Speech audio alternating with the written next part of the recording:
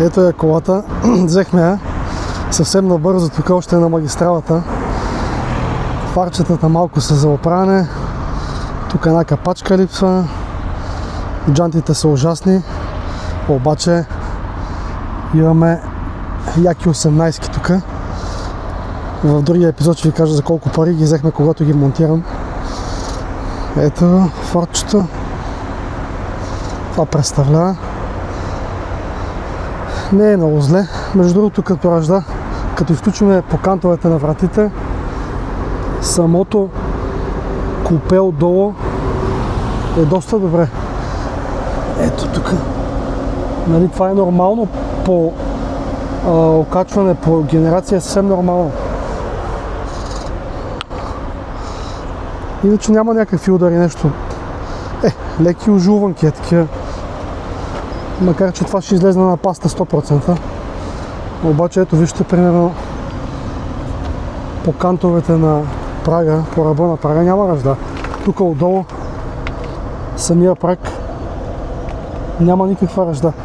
Единствено реално по вратите има малко. Обаче ще видим, и без това тия врати ме дразнат. С тия лайсни има едни фейсови последната година на производство, 2007, може би 2006. Без това нещо. Ще видим, ако има същия цвет. Ето колата. От тази страна същата работа. Не знам, някъде е пекло слънцето явно много, защото тия гумените се разпадат. Тук даже не знам дали не липсва, да, тук е скъсвано. Тук въобще го няма, това е едното. Тук на прозореца по същия начин. И е много мръсна, тя е фанала плесен. Просто това не е мито много отдавна. Това нещо не е мито много отдавна. Това е положението.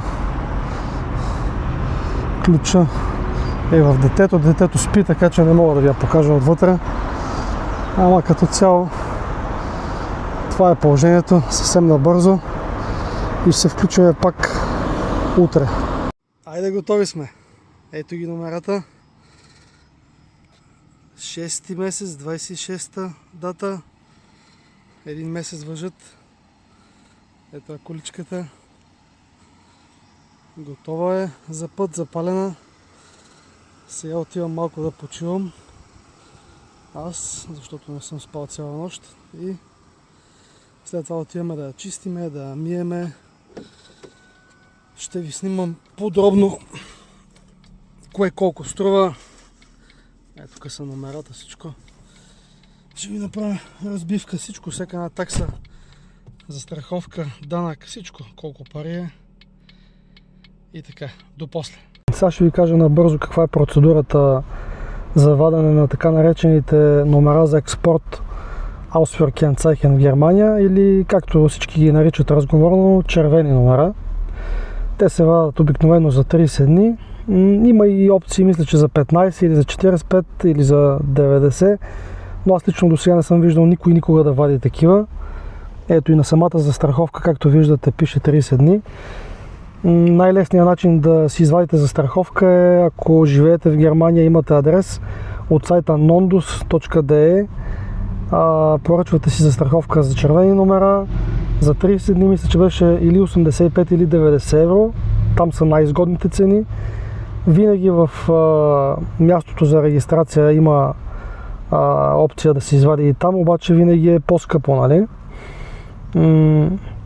Имайте предвид, че застраховката идва по почтата, отнема около 1, 2, 3 дни работни, така че ако имате запазен термин, поръчвайте по-рано, поне седмица по-рано, за да сте сигурни, че застраховката ще дойде.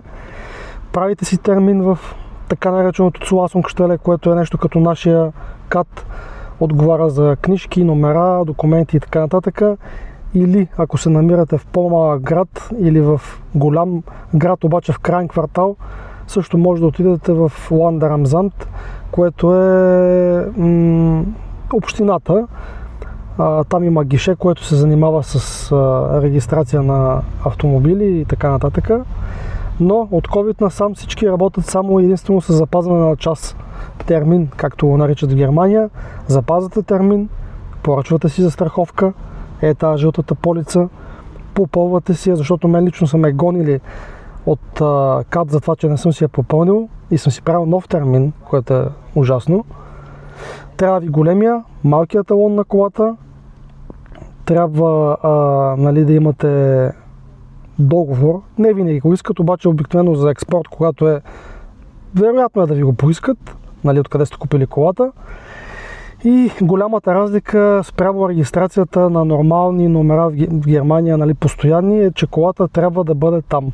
На паркинга на КАТ се прави така наречения фин контроле, проверка на вина, излиза служителя, след като ви нали, прати с документите да си извадите табелките, отивате до будката, вадите си документи, ето ги, вадите си табелки, струват 42 евро, плащате си таксата на КАТ 35 евро и той идва с вас, проверява вина, лепи ви лепенката и ви казва гуте фарт. Това е като цяло. Процедурата не е сложна, но нали, ако колата е без номера, трябва да намерите начин да стигне до КАТ, за да видят. В някои общини, както е моята, са склонни, ако колата е в града, да ви дадат всичко, заедно с смисъл да ви дадат номерата, без лепенките, да отидете до вкъщи, примерно на 2-3 км, да я докарате, да я погледнат и тогава ви слагат лепенките и ви дават документите, но не навсякъде е така. Значи това е много важно да се знае. В Германия има много правила, много изключения, много общини, много градове и не навсякъде знаят всичко и не навсякъде са съгласни да прилагат всичко. Нищо, че е Германия. Аз съм получавал от двама служители в едно и също Zulassungsstelle коренно противоположна информация по един същи въпрос.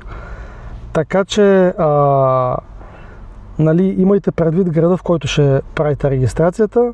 Също така има и правило, което не се спазва навсякъде, че кола, за да си бъдат извадени на една кола червени номера за експорт, трябва да бъдат извадени или там, където живеете вие, съответно, ако имате адресна регистрация само във вашия град, или там, където е последната регистрация на колата, в този град.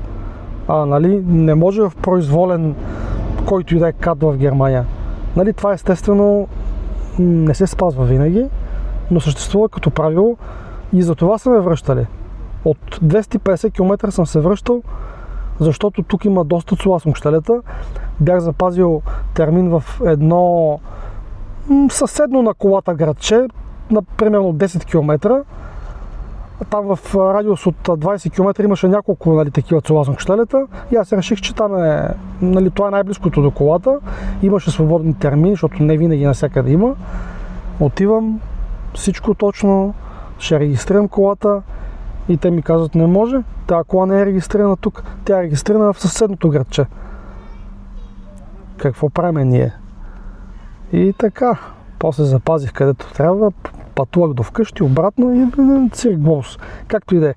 Имайте пред всичките тези неща.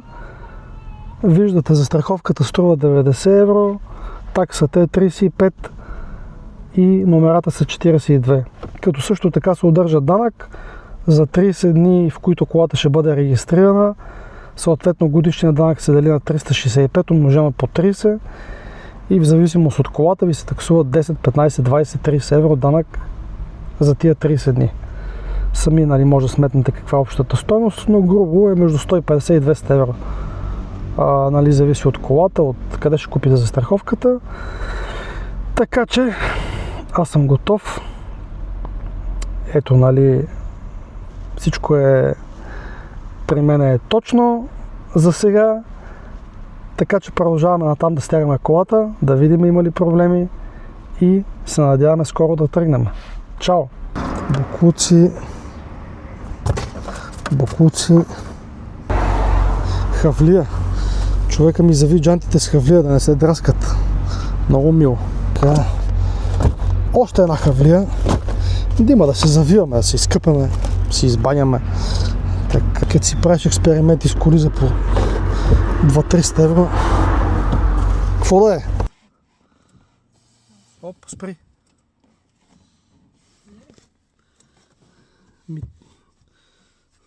Видях ли бе?